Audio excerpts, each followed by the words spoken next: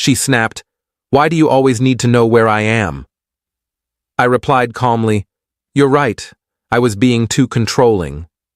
I stopped asking, stopped checking, and gave her the space she wanted.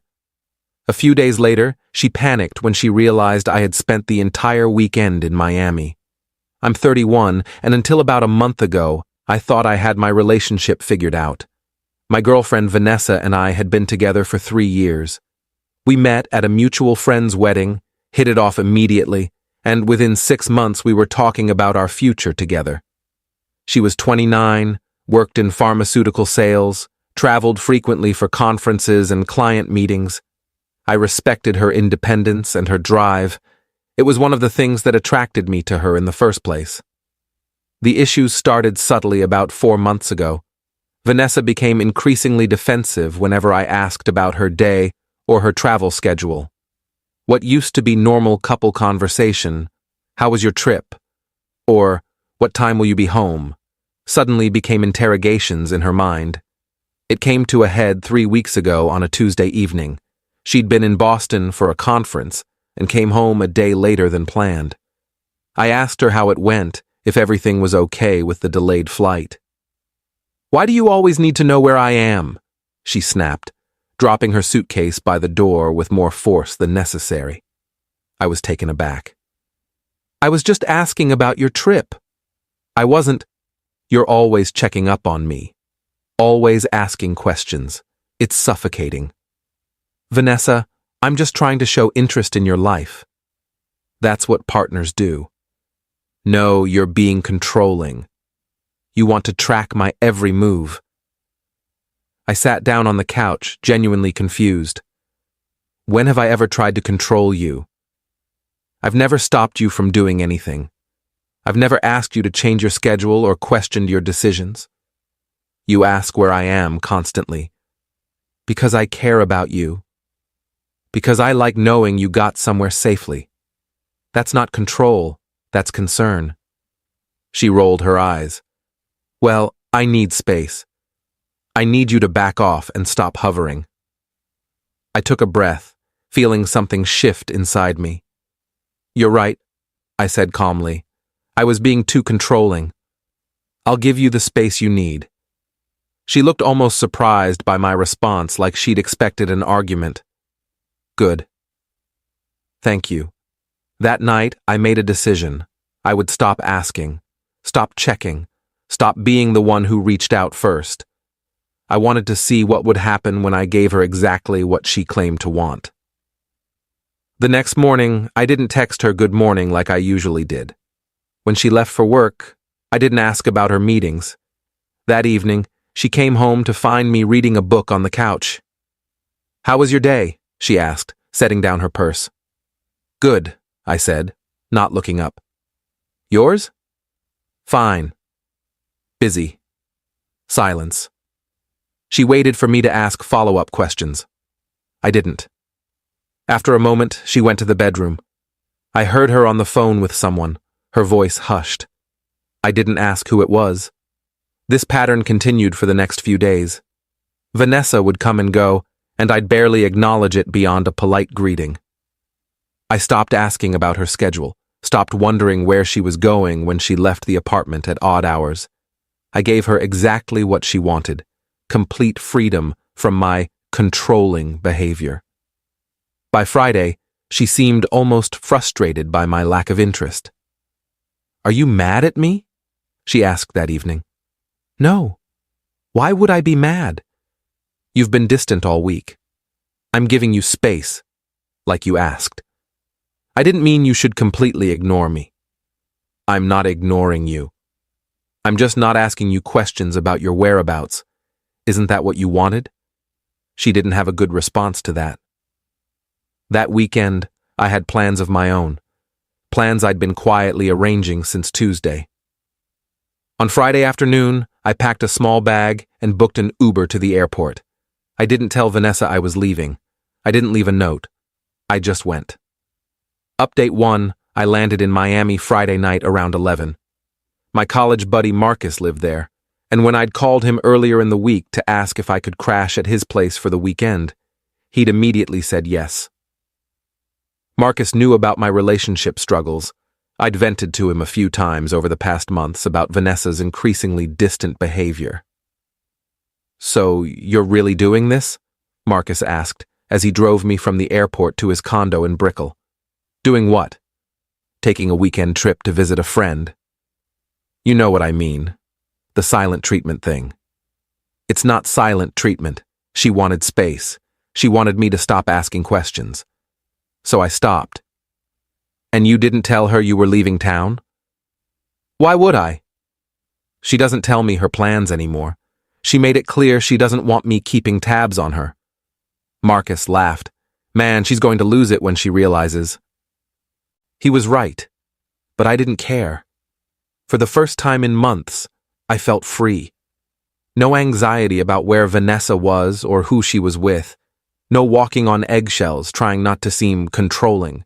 Just a weekend with an old friend in a city I'd never properly explored. Saturday morning, Marcus and I went for a run along South Beach, grabbed Cuban coffee, spent the afternoon at a rooftop pool at one of the hotels. I posted a photo to my Instagram story, just the Miami skyline, nothing obvious, but anyone paying attention would know I wasn't in our city. My phone buzzed around 4 p.m. Vanessa calling. I let it go to voicemail. She called again at 4:30, then 5. Then she started texting. "Where are you? Jake, answer your phone. This isn't funny. Where are you? I stopped by the apartment and you're not here. Your car is here, but you're gone. Are you seriously ignoring me right now?" I didn't respond to any of them. Marcus and I went to dinner at this incredible seafood place in Wynwood, then hit a few bars. I posted another story, this time a photo of my mojito with the Miami skyline in the background. Very clear where I was. My phone exploded. Vanessa called 6 more times between 8 and midnight. The texts became increasingly frantic. "I saw your Instagram. Are you in Miami? Why didn't you tell me you were leaving? This is so immature. We need to talk. Call me back. Jake, seriously, this isn't okay. You can't just disappear without telling me." Around 1 a.m., after Marcus and I got back to his place, I finally responded with a simple text. "I'm giving you space. Thought you'd appreciate not having to tell me where you are or what you're doing. Enjoying the freedom." She called immediately. I declined it. She texted, "That's not what I meant and you know it." I replied, "You said I was too controlling. Said you needed space? I'm giving it to you. Enjoy your weekend." Then I muted our conversation thread and went to sleep.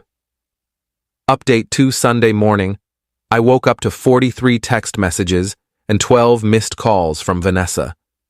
I scrolled through them while drinking coffee on Marcus's balcony. They ranged from angry to pleading to confused. "You're being childish. I didn't mean you should just leave without saying anything. What if something happened to you? How would I know? This is exactly the kind of manipulative behavior I can't deal with. Please just call me. We need to talk about this." That last one made me laugh. Now she wanted to talk. Now communication was important. Marcus came out onto the balcony with his own coffee. "She's still blowing up your phone?" "Yep. You going to respond?" "Eventually. When I feel like it." We spent Sunday exploring Little Havana, ate at some incredible restaurants, caught a jazz show in the evening.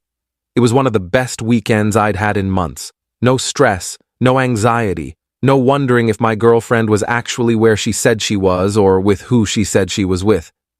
I didn't post anything else to social media that day. Let Vanessa wonder. My flight back was Monday afternoon. I landed around 6 p.m., took an Uber home. When I walked into our apartment, Vanessa was sitting on the couch, arms crossed, looking like she'd been waiting for hours. "Where the hell have you been?" she demanded the second I walked in. I set down my bag calmly. "Miami. Visited Marcus for the weekend." "And you didn't think to tell me?" "Why would I? You said I was being too controlling by asking about your whereabouts. Figured you'd appreciate the same courtesy." "That's not the same thing." "Isn't it?" You go on business trips without giving me detailed itineraries. You come and go without explanation. I'm just following your lead. I have work trips. This was just, what, a vacation? Visiting a friend. Needed some space to think. Space to think about what? I looked at her directly. About whether this relationship is actually working. She stood up. Are you serious right now? You disappear for an entire weekend, ignore all my calls and texts, and now you're questioning our relationship? Vanessa, you've been pulling away for months, getting defensive about basic questions, accusing me of being controlling for showing normal interest in your life. I backed off like you asked, and suddenly that's also wrong. So yeah, I'm questioning whether we want the same things anymore. I never asked you to disappear without a word. You asked for space. You asked me to stop checking up on you. I gave you exactly what you wanted. She opened her mouth, closed it, then said, "This is manipulative." How? How is giving you what you explicitly asked for manipulative? Because you're trying to teach me a lesson or something? No, I'm protecting myself. You made it clear my concern for you was unwelcome. So I stopped giving it. And you know what? It felt good. I felt free for the first time in months. Vanessa's eyes filled with tears. So what are you saying? You want to break up? I'm saying I need honesty. Real honesty. Why have you been so defensive lately? Why does every question feel like an accusation to you? She looked away. I haven't been defensive. Vanessa. Silence stretched between us. Then, quietly, she said, "There's someone at work." My stomach dropped. What? His name is Derek. He's in sales too. We've been talking a lot, getting close. Nothing physical has happened, but you wanted it to. She didn't deny it, just stood there crying. How long? I asked. A few months. It started as just work friendship, but then it became more. I didn't know how to handle it. I felt guilty, so I pushed you away, made you the bad guy for caring so I could justify what I was feeling. I sat down heavily on the couch. Everything made sense now. The defensiveness, the accusations of control, the need for space. She'd been emotionally cheating and projecting her guilt onto me. Is he the one you've been texting late at night? I asked. She nodded. The business trips that ran long? Another nod. The Boston conference where you stayed an extra day? He was there too, she whispered. I laughed bitterly. So while you were accusing me of being controlling, you were actually having an emotional affair. That's incredible. I'm sorry. I didn't mean for it to happen. But it did happen. You made choices. You pursued this. You lied to me. And worst of all, you tried to make me feel like I was the problem. Update 3. We talked for another 2 hours that night. Vanessa admitted that she and Derek had gotten close around the same time she started becoming defensive with me. She swore nothing physical had happened, but admitted they'd talked about what it might be like to be together, that they'd had conversations that crossed emotional boundaries. Do you love him? I asked. I don't know. I'm confused. That's not the answer someone in a committed relationship should have. She didn't argue with that. By midnight, we'd agreed that we needed space, real space, not the performative kind she'd accused me of violating. Vanessa packed a bag and went to stay with her sister. We'd take a week to think about whether this relationship was salvageable. I spent that week doing a lot of reflection, talking to friends, going to the gym, trying to figure out if I even wanted to fix things with someone who'd been so willing to betray my trust and gaslight me about my reasonable concerns. Marcus called me Wednesday night. How you holding up? Been better. Been worse. You know what you're going to do? I think so. She broke my trust. Not just with the emotional affair, but with the lying and the projection. I don't think I can come back from that. Good. You deserve better than someone who makes you feel crazy for having normal relationship expectations. He was right. I did deserve better. When Vanessa and I met up the following Monday to talk, I'd already made my decision. We met at a neutral coffee shop, both of us looking tired. "I've been thinking a lot," she started. "About us. About what I want. Me too. I think I need to be honest with myself. I have feelings for Derek. I don't know if it would work out with him, but I can't keep lying to you or myself about it." "So you want to break up?" She nodded, looking relieved that I'd said it. "I'm sorry. You're a good person. You deserve someone who's all in." "You're right. I do." We split everything down the middle: lease, furniture, the small amount of money we'd saved together for a potential down payment on a house. It was surprisingly civil. Maybe because we both knew it was over long before that conversation. Final update. That was 3 months ago. Vanessa moved out by the end of that week. Last I heard through mutual friends, she and Derek dated for about 6 weeks before it imploded. Turns out the excitement of sneaking around was most of the appeal. Once it was out in the open, they realized they didn't actually have much in common. I heard she tried to reach out to apologize more formally, maybe see if we could try again, but I'd already blocked her number by then. I wasn't interested in being someone's backup plan.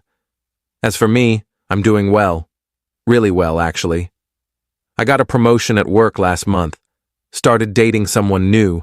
Leah. She's 30, works as a physical therapist. We met at a friend's barbecue. She's straightforward, communicative, and when I ask about her day, she doesn't accuse me of being controlling. It's refreshing. Marcus still gives me grief about the Miami weekend. Says it was the most petty thing I've ever done. He's probably right. But it also gave me clarity. When I stopped chasing, stopped trying to hold together something that was already falling apart, Vanessa panicked. Not because she missed me, but because she lost control of the narrative. She wanted the freedom to explore feelings for someone else while keeping me as her stable backup. The second I stopped playing that role, stopped being the understanding boyfriend who accepted her gaslighting, the whole arrangement fell apart. Looking back, I should have seen the signs earlier: the defensiveness, the projection, the way she made my concern into my flaw. But sometimes you need distance to see clearly. The Miami trip wasn't about revenge or teaching her a lesson.